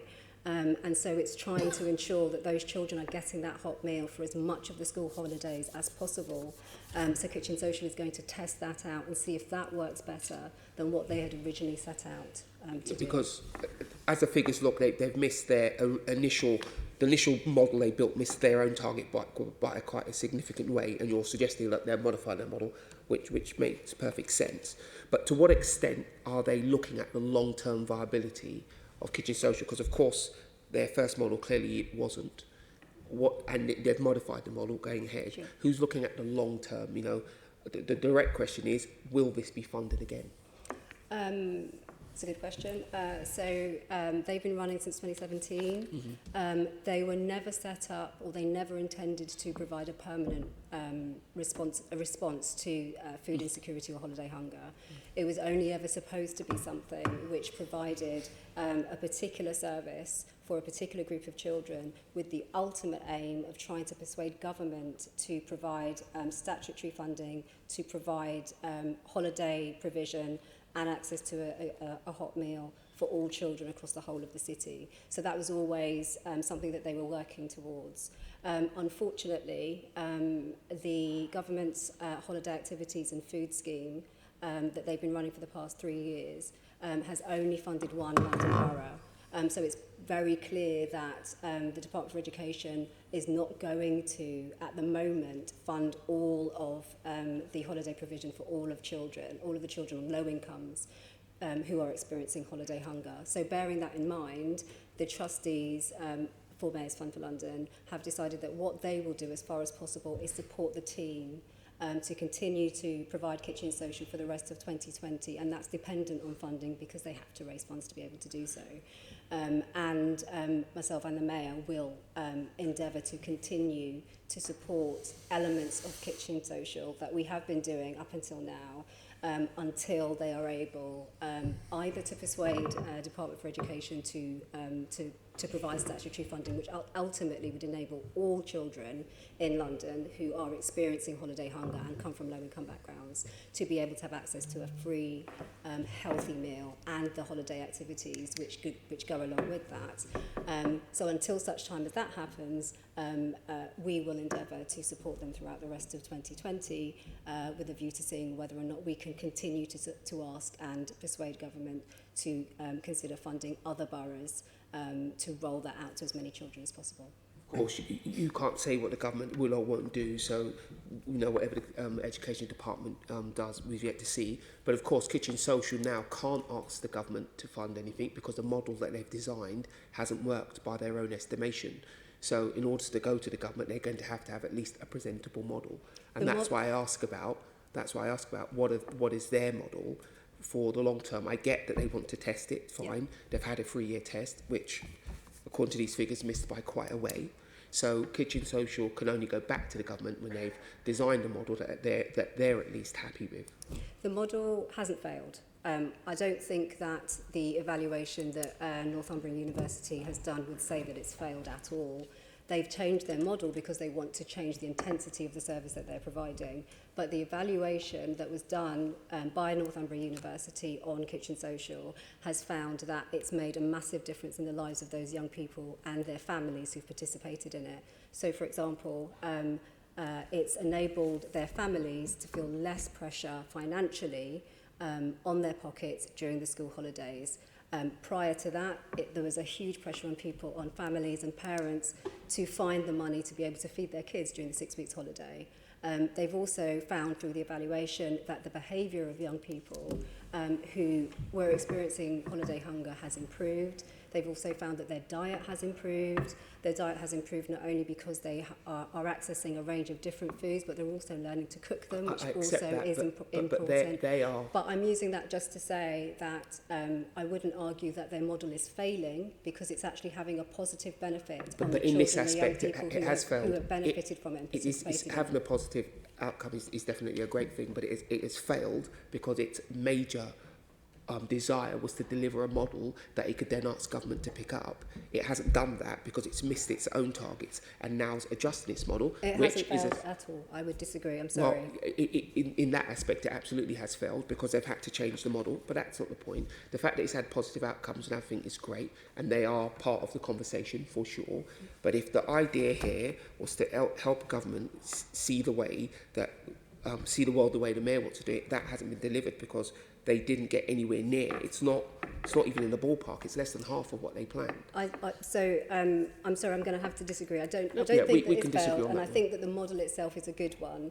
And they've changed the model because the evaluation has said that model could continue. They can continue to do that model if they choose, but if they want to have the benefit in the lives of those children who they're seeking to help, then changing to the model that I've just described is the best way for them to do that. So they have done that. And that was not their only target. Their target was also to work with others to continue to ask government for support. So Kitchen Social is not the only one who's asking government to fund holiday activities. Okay, I can now see that there's lots of people who want to come in on the discussion about Kitchen Social, but I am actually going to move on to, unless it's a very, very quick point. It's a very, very quick point. I mean, just back to Debbie, a model put forward by Kitchen Social to learn from experiences and to modify something isn't something wrong. I mean, it is quite correct, right, to run a pilot, to learn something from it, and we've just had the government look at the HS2 review, for example, okay? I wouldn't say that they have altered, but I think to learn something from a pilot isn't a bad thing. What would you say to that? Before we take Debbie's comment on that, can I just bring in Caroline, who wanted to comment on this as well in some way? On Kitchen Social? I will start my questioning on Kitchen Social, but why don't you get an answer for So in which case I'm going to bring in Debbie, and then if you've got very brief additional comments that you want to add, I've seen Simon and then Kemi. Debbie, altering after you've run a pilot to change it to a slightly different model, that's not a failure, that's learning from a pilot. I'd just say I agree. Yes, I agree. Okay, yeah, so but to be clear, Sean, no, come on. I'm sorry, Sean, I haven't invited you. I said that. Sean, I'm sorry, I've just invited Simon to come in medal. next. Sean, you've just had quite a long, you've had about 20 minutes. Simon. Well, I'm meant to be questioning people. Just to provide a bit of context on that, I think the holiday provision sector has actually grown so dramatically since, say, the Zero Hunger report in 2013. I believe holiday provision was identified as emerging issue. There were others saying this is an issue, but no one quite knew how to approach it. So we've had, and then people like Lindsay Graham have really been championing it. And so you've seen lots of projects, programs across the country trying out different models, realising that actually this doesn't work for this type of community. Maybe it's more rural, more dispersed. The food isn't appropriate. They're not involving parents as much, so actually they're not offering what parents and families want. Okay, so you're suggesting So that the there's context, just a bit of context, the wider context has changed, okay. And the other programmes have had to adapt finally, as well. Kemi, you wanted to make another brief point as well. Very brief. It's really not our responsibility to provide food for our responsibility as charities, as community programmes, to find money to respond to something that the government should be doing anyway. I'm quite upset to hear you say that that we should be waiting for this project to find money from somewhere. It's the government's responsibility to ensure that young people are fed. So let's be clear. This is. I'm asking about the public. I'm asking about the public part of this money, our money. That's why I asked the question. And I have no problem. I have no problem with the fact that they've adjusted the model. They should do. But I'm just saying they didn't get anywhere near their target. I'm sorry. Could you please be quiet, Sean? I'm chairing this meeting, and Caroline is going to speak next. Caroline. Thank you, Chair. Move on to your questions. No. Yes. I've just been struck by how extraordinary it is that we're talking about food banks and food insecurity as if they are, they're inevitable things out there. I mean, it is absolutely shameful as a society that we have so many people, and I see people as a counsellor, who come to my surgery, who are choosing between heating and eating. And I've just, just listening to this whole meeting, it is absolutely shocking that we cannot get ourselves to a situation where everyone has enough money to be able to put food on the table. So I just wanted to just get that off my chest. Just in terms of one final thing about Kitchen Social, we passed a motion in this assembly relatively recently, I think it was September 2018, kind of giving our support to Kitchen Social as a model, and also calling on the government to do more. Now, Debbie, you've explained how the model has been changed so that it can deliver better for young people experiencing holiday hunger. Do you think that there should be a commitment to extending the programme beyond 2020? Yes. And I say that because so there's a couple of reasons for saying it. Ultimately, the fact that we do have children who are experiencing holiday hunger is a travesty. And what I would prefer would be for it to have been funded by the government, for the Department for Education to commit to providing the funds that will enable all local authorities across the whole of the city to be able to provide not just holiday activities but also access to a hot meal for those children who without it will experience high levels of social isolation but also hunger and all of the additional problems that go alongside that. So I think it would be amazing if it could continue to be supported. I completely recognise, however, that in order for it to continue, the Mayor's Fund for London will have to raise funds in order for it to continue. And I think the travesty is on two levels. It's not just the children and the young people who have benefited hugely from being a part of the programme. It's also, there's around 122 community hubs. So these are the churches, the youth groups, the schools, the community centres who have been running these programmes on behalf of those children and their families, and have learnt and gained so much from being a part of that programme. It's one of those wonderful things, I think, where you can have a programme which is actually ticking lots of boxes in relation to helping young children and young people to have access to something which they should have. It's a human right to have access to food. But also the community-based organisations, some of whom are already providing holiday provision, but doing so on a shoestring, are now able to continue to do so. They join a network of lots of other community-based organisations who are also providing similar activities. And it also helps to build capacity in a sector which is much maligned and has experienced enormous cuts. And enables them to train volunteers to come in to run these programmes so that they can continue to provide that support long after Kitchen Social has left and the funding has gone with them, so they can continue to be self-sustaining. So I think that there are a lot of amazing things that have happened through Kitchen Social. I would ask the government to continue to fund it, and we will continue to support Kitchen Social and the Mayor's Fund for London in whichever way that we can at GLA. Thank you. Now, what about the Mayor's lobbying of government to provide universal free school meals? How's that going at the moment? Because obviously, if you have universal free school meals, everyone's eating the same food. And you're helping all children. So it's a really good question, and I know that there was a motion passed by the Assembly asking for the Mayor to fund some research to help to demonstrate the benefits of universal free school meals, and we certainly support that, and budget depending, I would be happy for the food team to provide that research to enable us to be able to say why it's important to have universal free school meals, and I know that you're hoping that a joint letter can be written to the Secretary of State for Education arguing for that. And what we have done over the years is we have joined the campaign to extend universal free school meals. It's incredibly important because we know that free school meals are not available to all the children who need it. We know that there are children who live in families, as Simon pointed out, who have no recourse to public funds, who cannot access free school meals. So therefore, their families have to find money from somewhere to be able to pay for them to have a hot meal every day, which is nigh on impossible for them to be able to do so.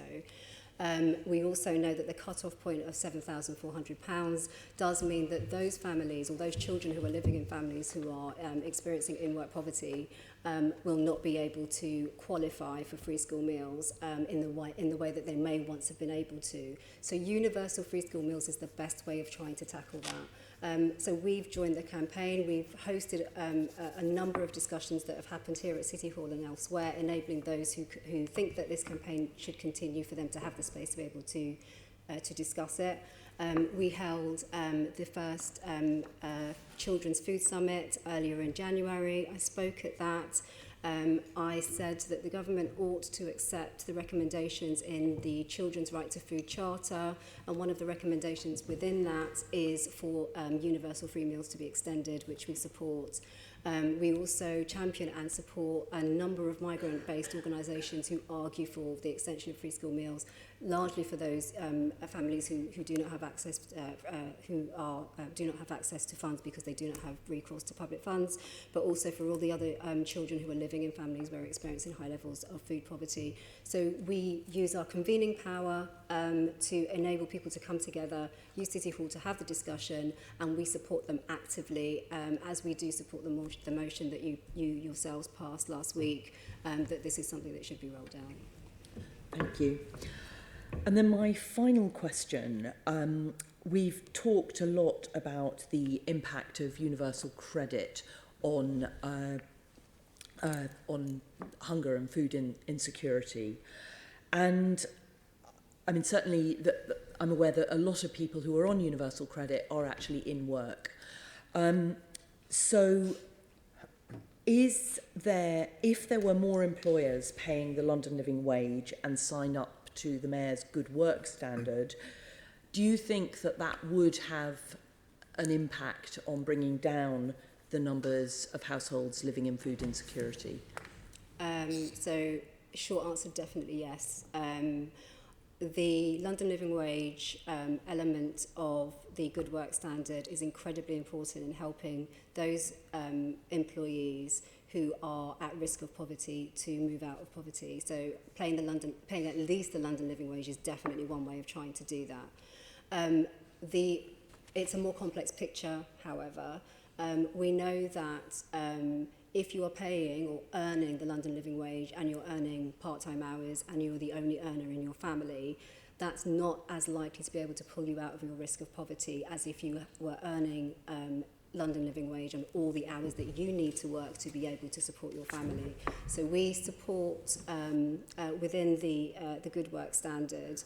There is an element included within there which is requiring employers to not just pay their employees the London Living Wage, but where an employee comes to an employer and says, I need to work more hours in order to be able to pull myself out of poverty or be able to afford more for my family, that employers are responsive to that, because we know that at the moment there is a huge demand of those who are in low-income families to work more hours in order to be able to earn more, to move themselves out of poverty.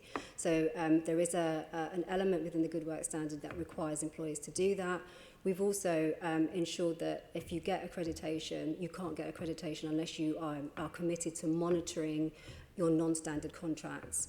In-work poverty is largely caused by not just individuals who are earning below the living wage, but those who are insecure work. Those who are working 0 hours, who are working on contracts which are not secure, and where they cannot guarantee what their hours are going to be from one week to the next. So the Good Work Standard also includes an element which requires employers to monitor the extent to which they are giving out those sorts of contracts to their employees, because we recognise the risk to poverty that many of those contracts can incur. But anyone who signed up to the Good Work Standard won't be employing anyone on gig economy conditions, because the Good Work Standard is they will not. Sort of, is so elevated. So just final question, are there more companies signing up to the Good Work Standard? Do you know what the latest update is in terms of how many have signed up? Because it's had a very shaky, slow start. It has. So at the moment there are around 49 employers, and there are around just over 100 who are actively in the process of application, which means they're doing their applications and they're being supported by the Economic Fairness team here at the GLA. It's around 191,000 employees who are benefiting from that, but we know there are so many more employers that we'd like to encourage to join. The Mayor's written to around 500 employers now to try to encourage them to consider signing up, and we are actively, continuously reaching out to anchor institutions and a variety of different sectors to try to encourage them also to consider signing up. Yep, it sounds like, yes, the Good Work Standard is good, but we need much more of it. Thank you. Yeah, definitely. Thanks, Caroline. Onka, I saw you. Yes, certainly. Dr. Crawley, we've been talking a lot about food insecurity amongst the young, right, and children. But look at the other spectrum, of course, in the elderly, and we've had the impact of social service cuts on local authorities. which has meant that local authorities are providing free meals, so Meals on Wheels to the elderly. What's been the impact of the provision of Meals on Wheels going down and the impact on the elderly, on their health? I think we know that all vulnerable people are much more likely to suffer from nutritional issues when times are hard. We do measure the number of people who have malnutrition who are older, and that number has gone up. We know that lots of households who were getting some support are not getting it anymore. Those people particularly at risk are those who don't have advocacy. They may not have families or people around them who can do that work, and may become very isolated. We do think there's been, and evidence shows it, an increase in unexpected deaths amongst older people, and there are all sorts of potential reasons for that, but nutrition is often highly related. And it's not just about mortality, it's also morbidity. You know, not having services, for example, one of the key problems for older people is often poor teeth. And one of the things we always say in nutrition is that if you don't have good teeth, that can really impact on your nutritional status when you're old. You may not be able to chew very well or choose foods that are more fibrous or whatever. And therefore, if they're not able to access dental services or to have support around their teeth, that can have a real knock-on effect on their nutritional status. So there's lots and lots of different factors that come into play. And not just for people who are older, people who are housebound because of physical or learning disabilities or because they have dependents who perhaps are housebound. And there's lots and lots of issues amongst all those people in terms of perhaps having higher nutritional needs, but maybe not having the support that's really needed for that. And is there anything that the Mayor can do to support the local boroughs to increase the provision of meals? Actually, I'm going to stop you there because that's actually the next set of questions on the Mayor supporting local boroughs, and you're poaching into Susan's questions. I thought I had. Oh, you thought you were coming in? No. I thought we had done. I thought Susan was coming in. Sorry. Susan. Sorry, Susan. I might be confusing you with Susan Onker, but I think it's somewhat unlikely. No.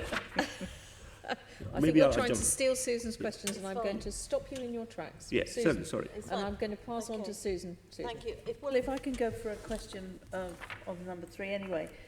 I mean, I know it's complex, but the London living wage would actually make a difference if people were signed up to it. Why has it been so slow? What has got in the Mayor's way of increasing the number of London living wage employers?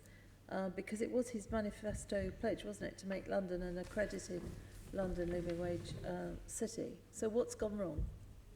I wouldn't say that anything's gone wrong. I think so the Good Work Standard is not the only way to get people to sign up to be London Living Wage accredited. So the London Living Wage, not the London Living Wage, but the Living Wage Foundation is also working very closely with us on the Good Work Standard, but they've also been very successful in trying to get lots of people to sign up to being London Living Wage employers. I think that since he's been the Mayor, the number that have signed up has doubled. And I think that's correct. So he has been successful by working with partners in getting people to sign up. The Good Work Standard is young. It was only launched last year. We know that there are difficulties that people have had because we do ask them a lot. We ask them to jump a lot of hoops to become accredited. And that's only reasonable because we want it to be something that actually makes a difference in the lives of those employees. So many of those who are seeking to sign up, they're working very intensely with the Economic Fairness team. Some of them have been having one-to-ones in order to make sure that they are as compliant as possible, because it's not just the London living wage, it's also making sure that they are employees who focus on health and well-being. It's also making sure that they have really clear steps for people to be able to progress out of low-paid work, so they're being very transparent about promotional routes or progression routes. So there's quite a few things that the Good Work Standard requires them to do, and London Living Wage is one of them. And you are right, it would make an enormous difference. But for some of those I don't want to draw the discussion of the Good Work Standard or the London Living Wage to a close, but we are moving slightly away from food insecurity, which is what the meeting is focusing on. No, but we're actually not, in as much as it would help people get out of the poverty situation, which is what we want. I mean, we can't just say constantly it's the government that should be feeding everybody. What we need to think is different ways that we can get people to be able to feed themselves and their children. And the London living wage is a good idea. It hasn't worked. and the Good Work Standard. Caroline and I were discussing it for at least a year before it appeared. It would make a difference, and we've got to not constantly think of how we can put our hands in our pockets to do something, but ways of enabling people to feed their families. That's got to be the way forward, as and where we can, and then benefits go to those, the disabled and the really needy, and that's what we should really be doing, in my view. I mean, on that, and we're going on to what the Mayor's doing, how is the Mayor working with all of you to ensure that food banks actually do have the appropriate criteria in place to give priority and access to people who are the most in need? I think we should start with Gary on that one, maybe. So in terms of people who are referred to food banks, that's a decision which is made by referral agencies. So UK-wide, we have over 50,000 referrers, and it's the responsibility of the individual 429 food banks to comply with their social franchise agreement to ensure that they keep good communication between themselves and referrers, and it's up to the referrers to ensure that people who are referred to food banks are in genuine need. Okay. I mean, the numbers did jump up, didn't they, when the job centres were allowed to refer people as well? I would need to double check that. No, I think I have double checked it. I think it did. So I think that was another driving factor. I mean, obviously, from our position, we want to make sure the people that really, really need this are absolutely looked after in no uncertain terms. If I can move to the Boroughs food group. I think Mark wanted to just say something about the criteria for coming to food banks. Yeah, I think, you know, food banks are fantastic. I've said this before, but I think we've got to look much broader. Food banks are not the only answer for addressing food poverty. No, I accept that. And I think, you know, it's really important, including in, you know, the line of questioning to the panel here, to understand all of the ways in which food poverty and insecurity will be addressed. Lots of people will be able to access food and address those issues in different ways. Personally, from the type of work that we do, and I don't just mean my own charity, there are other charities that do what we do in London, there is a huge amount of surplus food that goes to waste in the commercial food sector. And I think the commercial food industry itself, which is doing a much, much better job in working with organisations like my own and others that are similar to us, have a real key role to play here in making sure that the availability of a really broad range of food improves for everybody. And that's not just looking at looking at the cost of food, but actually the commercial food industry itself, which can be put under pressure at a regional level from a regional government, as well as a national and even global organisations, can play a much greater role in making sure that they, by working with organisations like us, are able to get more people accessing more food. Okay, thank you. Yes. Right, if we can move on to Boroughs Food Group. Now, the website says that the membership consists of 20 leaders from sectors spanning the breadth of the food system. Is that correct? Yeah. Do you want me to speak to it? I think that's Helen or Debbie, really, isn't it? Yeah. So the London Boroughs Food Group is open and available to anyone working in any food area within London Boroughs to come along to the meeting. We are connected with all 33 boroughs, and we have an extensive mailing list, and it goes out to people working in food really across the entire spectrum. So everything from urban food growing to infant feeding to public health to all sorts, anything that's within our food strategy. We have quarterly meetings, and we have a very vibrant membership. We have about 50 people. In fact, we're getting to the point we haven't got a room big enough for the number of people who want to come. But one of the things we have is a very iterative relationship with the food board. So it's our way of making sure that people working on the ground can find out what's happening in the strategy and in the implementation plan. And it's our way of looking at all the great things that are going on and making sure those people all communicate with each other and can showcase the work that they're doing. So it's a way that we communicate very well with all the boroughs working in food. Okay. So it says membership from 20. It looks like it's 20 boroughs. So are you telling me that every borough Every in borough, London? we have a list with people from every borough. Not every borough will come to every meeting. No, but if it's... No, I'm pleased to hear that, because I thought there's only 20 boroughs involved. I was wondering what had happened. No, to the no, no. others. Yeah, No, all that's boroughs good involved. news. You've just said what it achieves. Can the Mayor use his profile and networks to further publicise Healthy Start food vouchers with the goal of increasing uptake? Anybody? So I work on health. Simon and I both work in charities that work on Healthy Start as well. So we have a target for increasing uptake in London to 80%. Healthy Start is slightly complicated in that it's a national scheme. During the last 10 years, we've seen a huge decline in both eligibility and uptake for lots of complicated reasons. But certainly in those areas where people have eligibility, we have been trying very hard to find ways that people can work in their boroughs to increase that. And one of the things the London Boroughs Group can do is to convene, as Debbie said. So we've convened meetings with all of the Healthy Start leads or people involved in Healthy Start to get them to share what they're doing and share good practice. And then we also feed into central government, where we're very much pushing for a consultation which has been promised by government on Healthy Start, and we will feed in the views and ideas of people within the London boroughs through us to those processes as well. So we try and use the boroughs group as a sort of central hub for all of the topics that we're Okay, working that on. sounds a good idea. I'll leave it at that then. Thank you. Okay. I think we've waited a long time to get to the point where we're going to ask some questions of Tessa around Olio and possibly other apps as well, if you don't mind talking about technology. And I'm going to pass over to Assembly Member Tom Copley, who's going to lead on this area. Thank you. Well, I've actually downloaded the Olio app and I've been having a little play with it during the meeting. I wondered what you've been doing over there. Well, my first question... I'm glad it wasn't Angry Birds, Assembly Member Copley. No, not Angry Birds. Tetris. No. It's quite an interesting app. The first question I actually had down here was how many users do you have in London? But I've managed to do a search on here, a 10-kilometre radius, and it says 335,765. So it seems you have quite a few people on the system.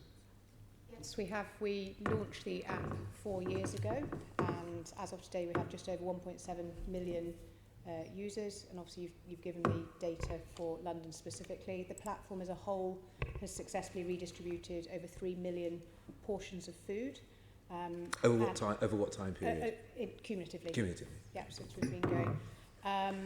And I believe the solution to food poverty is going to take a mosaic of solutions, and an area that we mustn't overlook, first of all, is the role of community in terms of connecting people who live in the same community to share surplus food, and then also the role of technology within that. So if you look at the area of technology, there's Olio who's connecting neighbours, and then there are a couple of other very interesting apps as well that are active here in London that include Too Good To Go and also Karma, who are driving people into stores to buy food at a very steep discount at the end of the day, which can really help people who are living on a very tight budget.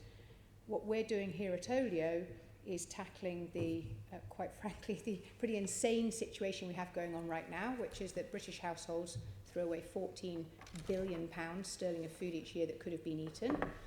Local authorities are spending between 750 million and £1 billion taking that off to landfill, where it gives off methane and boils the planet. And then we have 8.4 million people living in hunger, and we have 1 in 9 people saying they are always or often lonely. And the only Olio solution, it's not sort of a panacea for all of those things, but it does tie those factors up very nicely. So it connects someone who has food they don't want or need with someone living nearby who would like it, and that is available without any stigma, for free. And through that, people are meeting in their local community, they're meeting one another, they're forming social friendships and relationships, they're feeling more connected and less lonely. So food is not being eaten, people are being fed, and powerful local relationships are being built, and local authorities are having to spend less money taking food off to landfill, where it contributes to global warming. I think that's absolutely brilliant. I noticed at the beginning when you sign up, you can say, is it sort of food that's past its sell-by date, or is it you've baked too many cakes or things like that? So it's quite interesting, the different categories. what sort of proportion do you have between people who are wanting, who need food, and people who are able to give food away? Yeah, so we look at the proportion. When you sort of join the app, we ask people sort of, why are you here? Are you here to pick up food or to give away food? And approximately a quarter of people at the moment are saying they're here to give away food, and 3/4 of the people are wanting to acquire food. However, when we sample the London population more broadly, which we have done recently on a couple of occasions, we've now found that 59% of Londoners would like to be able to use Olio to give food away to a neighbour. But we are just a small sort of startup with limited route to market right now. But clearly, what we have discovered is there's no shortage of demand for food on Olio. So half of all the food added to the app is requested in under 1 hour. So our much bigger challenge is to get that 14 billion pounds of the food that's currently being thrown away and encourage Londoners to share it with each other instead, because there's no shortage of people who want to pop out the house across the road and pick up some free food. And we have... Can I just get you to repeat that again? Sorry. Just to sort of let it sink in properly. All the food that is offered on your app, someone asks for it in less than an hour of it being offered. Yeah. So half of all the listings added to the app is requested in under 1 hour. Yes. Wow. So that's people must be looking on the app. Yeah. I'm not going to say waiting for food to be offered, but potentially. Yes. There's extremely strong demand. So that's very quick. The enormous opportunity that sits there, the average British family, and I'm sure London is typical of this as well, the average British family is throwing away £700 sterling of food each year. So as someone said earlier on, there isn't a shortage of food. It's just the fact that people are not connected to be able to get access to that food. Shall I continue and then... Do you want to come in on this? Now, Sean, on the specific? I want to... let me come at the end. Okay. And do you have some demographic data as well on who's using in terms of age and other factors? Yes, we do. So we find that just under 3/4 of our demographic is female. We find that we have the full age range represented from students to pensioners, but we do over-index on what might broadly be called the sort of the millennial audience, the kind of 25 to 44-year-olds who are often mothers with families, who find themselves on both ends of the spectrum. On the one hand, too busy to necessarily be able to manage the fridge properly and with surplus food that they hate throwing away and they'd love to give to a neighbour. And on the other hand, perhaps another mum who's working 2 jobs, wondering how she's going to get food on the table, and we can connect them up to share. Great, thank you. What partnerships or arrangements do you have with other organisations that have the goal of reducing food inequality? So we have worked very successfully with a number of retailers who are looking to have zero food waste locations, so stores specifically. The first retailer we started working with at scale is Pret-a-Manger, and essentially we now have 6,000 trained food waste heroes. These are people who are trained on our proprietary food safety management system, and they will go to a store at the end of the day, collect the unsold food, take it home, add it to the app. Within minutes that's being requested, minutes later that food has been fully redistributed into the homes of the local community. And so that's very powerful for businesses that now recognise they can no longer afford to throw away food because their customers don't want them to do it, and because their employees are getting sick and tired of being paid to throw away perfectly good food at the end of the day. And we have sort of 6,000 food waste heroes who are supporting about 700 business locations, and we are growing that very rapidly. And that includes sort of food-to-go retailers, supermarkets, but also corporate canteens, university campuses, etc. Well, I think it's absolutely brilliant. I'll leave it there. Well, I guess one point I would make is that we have been able to partner with the private sector very effectively. We would love to partner with local authorities because we believe we have a solution that can help solve food poverty, help reduce their waste, help cut their costs, and something that will strengthen their local relationships and their local communities. And we would love to work with progressive local authorities to really get this to scale. Thank you very much. We've got a whole corner here of people working in different kinds of partnerships, haven't we? There's the kind of work that you're doing and working with private businesses. Be Enriched is definitely working in conjunction with local authority partners, and obviously the Felix project is working with a range of partners as well. Could you see any advantages to linking up between the different kinds of organisations that you are? I just want to speak on behalf of Olio, and you were talking about local authorities. So we worked with Olio last year at the Lambeth Country Show to distribute the food from the festival to other organisations and people around the area, particularly TRAs, where there were lots of community groups where they then distributed the food between the people most in need. It was really successful. It was really good. So you're also involving resident associations in that process of redistributing out to residents who live in a particular tight community? Absolutely, it was brilliant. Yeah, we often work with organisations not only to redistribute food, but sometimes we will have food banks who will refer Olio onto their users as another source of access to food that doesn't require any form of referral. And also some organisations will receive donations of too much food, ironically, that they are then not able to onward distribute quickly enough, and so they can use the Olio platform to ensure that food does get eaten. Did you want to come in again, Mark? Yeah, I mean the answer is we do. We do our industry sector, however we do. We talk a lot and increasingly because it's growing, and you know, having where we do slightly different things. I mean, our organisation, as I said last year, we work with 400 London-based charities and organisations that the way that we work is we redistribute food to other organisations. We're not a B2C organisation, if you like. And I think our space and all those organisations, commercial, non-commercial, are all increasingly working together because we're mission driven, and that is that we want to reduce waste and also tackle food poverty. So there's some way to go in some places, but we do work together increasingly. I always feel it's something that needs to be described as a no-brainer, because tackling food waste and addressing food poverty at the same time just seems like a very sensible thing. I'm going to bring in Sean, because he wanted to ask a last question, and then if you wrap up, and I've seen Kemi and then I've seen Gary.